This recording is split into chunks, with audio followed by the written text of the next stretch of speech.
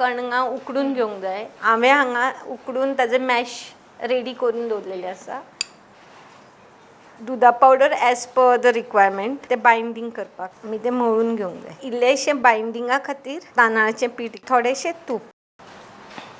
So आतां आमचो डो रेडी जाल्लो आसा. ताजे आमी जायते शेपान रोल करपाचे. सो हे घीन फ्राय करपाक जाय. तेलान केले जाल्यार मे बी ताजो टेस्ट तितलो बरो येवचो ना.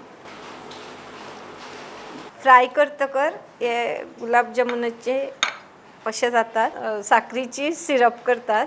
तातूंत थोडें उदक, साकर, हे अशें शिजतनाच थोडें वनिला एसेन्स घालपाचें. सिरप ऑलमोस्ट जाल्ली आसा आतां. न्हिवून जातकर हें तातूंत घालून 1 वर तरी दवरपाक जाय ते जातासर.